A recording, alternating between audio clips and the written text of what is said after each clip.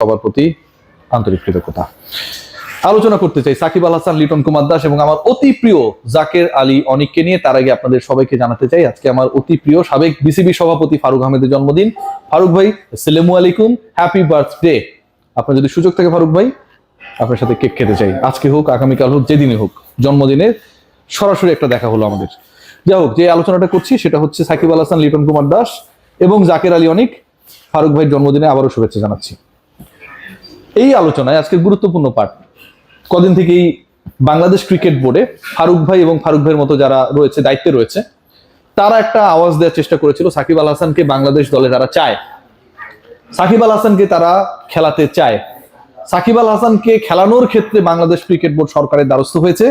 আইনি প্রক্রিয়া শেষ করে সাকিব আল হাসানকে যত দ্রুত সময়ের মধ্যে সম্ভব জাতীয় দলে খেলাতে বাংলাদেশ ক্রিকেট বোর্ড বদ্ধপরিকর। সাকিব আল হাসানের কোনো বিকল্প নেই। Shakib is the ultimate choice. Shakib Shakib Shakib Shakib Shakib. Many more discussion about Shakib, but end of the day there is no Shakib in the Bangladesh squad. Upcoming যে স্কোয়াডটা দিতে যাচ্ছে বাংলাদেশ দল, পাকিস্তানের এগেইনস্টে যে সিরিজটা নিয়ে অনিশ্চয়তা রয়েছে, আপনারা সবাই জানেন। যেই সিরিজে পাকিস্তান বাংলাদেশে আসবে কি আসবে না সেটা অনেকটাই ডিপেন্ড করছে আসলে ডোনাল্ড ট্রাম্প এবং তার যে মিত্র ইসরায়েলের সাথে ইরানের যে যুদ্ধ চলছে, মধ্যপ্রাচ্যের যে অস্থিরতা চলছে, আকাশ সীমায় যে ধরনের বোমারু বিমানগুলোর উৎপাত লক্ষ্য করা যাচ্ছে, সেটা আসলে কতটা কমবে তার উপরে। তবে বাংলাদেশ দল ঘোষণা হয়ে যাবে আর মাত্র 24 থেকে 48 ঘন্টার মধ্যে। আপনারা সবাই জানেন যে ক্যাম্প শুরু হয়ে যাচ্ছে ন্যাশনাল ক্রিকেটারদের, এবং সেই ক্যাম্পে সেই দলে যারা থাকবেন তাদের মধ্যে সাকিব নামে একজন রয়েছেন। সেই সাকিব হয়তো তানজিম সাকিব, সাকিব আল হাসান না। কি কারণে এই আলোচনা? সাকিব আল হাসান কেন থাকছেন না, সাকিব আল হাসানকে থাকানোর জন্য, রাখার জন্য বাংলাদেশ ক্রিকেট বোর্ড এফোর্ট আসলে প্রপারলি ছিল কিনা, এবং একই সাথে লিটন কুমার দাস এবারের দলে থাকছেন কিনা। সবশেষ যে 8টা ইনিংস তিনি খেলেছেন, কোনোটাতেই তিনি ডাবল ডিজিটে যেতে পারেন নাই, ওয়ান ডে কথা বলছি, এবং তার 4টায় তিনি জিরোতে আউট হয়ে গেছেন। সেই লিটন কুমার দাস বাংলাদেশের ওয়ান ডে দলে খেলবেন কিনা, থাকবেন কিনা, পাকিস্তানের বিপক্ষে তাকে রাখা হচ্ছে কিনা, বিসিএল ফাইনালে অনুপস্থিত লিটন কুমার দাস বাংলাদেশ দলের নেক্সট ওডিআই মিশনে উপস্থিত থাকবেন কিনা, very important discussion. Jaker Ali Anik স্কোয়াডে ছিলেন, সবশেষ যে ওয়ানডে দলটা ছিল 15 সদস্যের দলে ছিলেন, তিনি কি থাকবেন নাকি থাকবেন না। সাকিব আল হাসানের ইস্যুটা আলোচনা করার আগে একটু কনসিস্টেন্টলি আপনাদের যে কথাটা বলি, এবং আপনার বডির কনসিস্টেন্সি ধরে রাখার জন্য, which is very much important, আপনার ময়েশ্চার যদি ঠিকঠাক রাখতে চান অ্যাটলিস্ট 72 আওয়ার্স পর্যন্ত, the only option is that really whips your body wash. Bangladesh দলেরও যেমন অনলি অলরাউন্ড অপশন এই মুহূর্তে Shakib Al Hasan absence, but Lily whips your body wash আপনাকে সেই জায়গা থেকে কিছুটা হলেও কনফিডেন্স দিবে, কারণ আপনি যদি সেটাকে ইউজ করেন কনসিস্টেন্টলি, আপনার বডিতে ময়েশ্চার যোগাবে। সাকিব আল হাসানকে আনানোর ক্ষেত্রে, খেলানোর ক্ষেত্রে সবচেয়ে বড় ভূমিকা আসলে থাকার কথা ছিল ক্রিকেট বোর্ডে, বাট ক্রিকেট বোর্ড এখানে একটা স্টানবাজি করেছে। আপনারা সবাই জানেন যে আমরা বিশ্বকাপ খেলতে যাইনি, এবং আপনারা সবাই যারা গালিগালাজ করছেন, অনেককেই যারা আসলে বিশ্বকাপ খেলার ইস্যু নিয়ে অনেক কথা বলেছে, আলোচনা করেছে, তাদেরকে যে শেষ পর্যন্ত বাংলাদেশের এই বিশ্বকাপ মিশনটা, বাংলাদেশের এই বিশ্বকাপ খেলাটা ঠিক হলো কি হলো না, এখন আপনারা অনেকেই একমত যে বাংলাদেশের বিশ্বকাপটা খেলা দরকার ছিল। পাকিস্তান খেলেছে, পাকিস্তান ভারতের বিপক্ষেও খেলেছে, যেই ধরনের বক্তব্য দিয়েছে শেষ পর্যন্ত সেই বক্তব্যে থাকতে পারে নাই।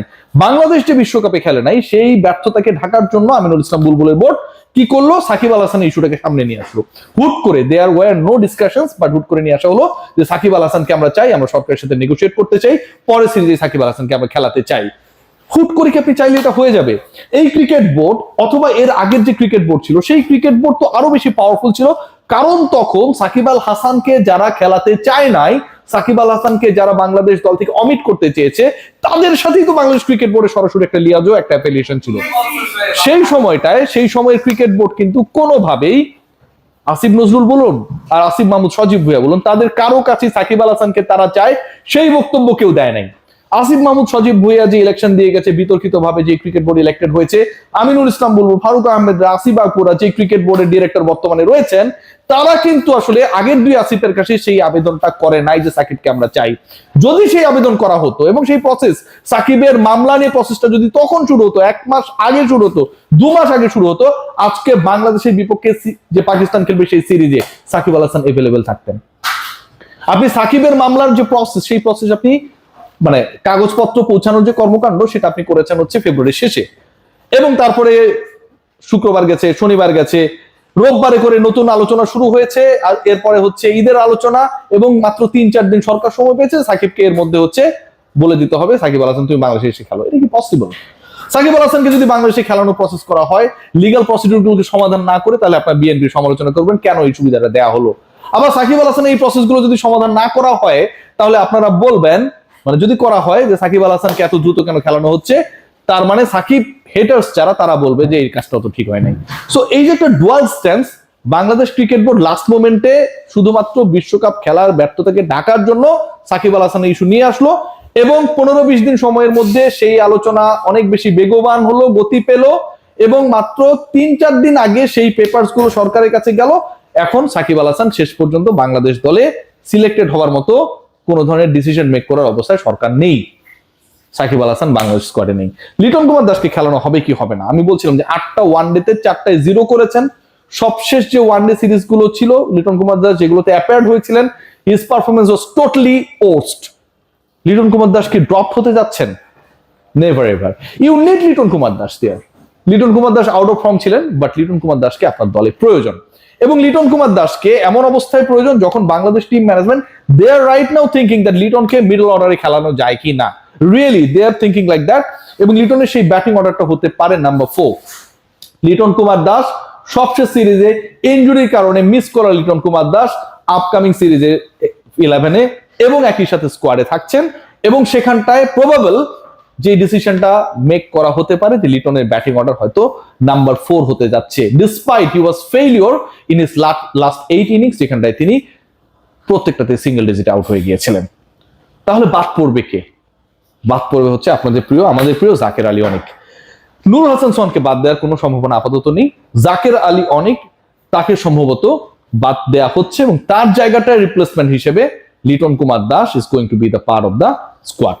জাকের আলী অনিকের পারফরমেন্স, জাকের আলী অনিকের যেই রোলটা কি ultimately keeper batter, so Liton Kumar Das is also a keeper batter. Jaker Ali Anik ডানহাতি batter, Liton Kumar Das also a ডানহাতি ব্যাটার। সো সব আলোচনাগুলো যদি আপনি করেন, আপনি যদি হেড টু হেড রিপ্লেসমেন্ট চিন্তা করেন, তাহলে লিটন কুমার দাসের বেস্ট রিপ্লেসমেন্ট, জাকের আলী অনিকের বেস্ট রিপ্লেসমেন্ট হচ্ছে লিটন কুমার দাস। সো লিটন কুমার দাস থাকবেন। লিটন কুমার দাসের থাকা নিয়ে খুব একটা অনিশ্চয়তা নেই। পারফরমেন্স যতই আগের 8টা ইনিংসে খারাপ থাক না কেন, বাংলাদেশ জাতীয় দলের কনফিডেন্সের জায়গা আসলে যে কজন ক্রিকেটারের পারফরমেন্স এবং প্রেজেন্সের উপর ডিপেন্ড করে। লিটন কুমার দাস তাদের একজন। He is going to be the part of the squad, and Jaker Ali Anik is going to be dropped in the upcoming series ইনস পাকিস্তান। মেহেদী হাসান মিরাজের জন্য এটা একটা বড় পরীক্ষা হতে যাচ্ছে। 1 নম্বর পরীক্ষা সেটা হচ্ছে যে পাকিস্তানের বিপক্ষে ভালো করতে হবে অ্যাজ উই আর র্যাঙ্ক 10। আবার 2 নম্বর পরীক্ষা যেটা, যদি এই সিরিজটা ভালো করতে না পারে, তাহলে মেহেদী হাসান মিরাজের ক্যাপ্টেন্সি নিয়ে একটা বড় ধরনের আলোচনা তৈরি হবে। যদিও মেহেদী হাসান মিরাজকে আপনাদের সময় দিতে হবে। This is not the proper time to criticise your captain. তিনি সুযোগই পেয়েছেন মাত্র 1টা-2টা সিরিজ। সবাই ভালো থাকবেন, টেক গ্রেট কেয়ার, এবং অবশ্যই ময়েশ্চার ধরে রাখার জন্য লিলি হুইপশিয়া বডি ওয়াশ ইউজ করবেন।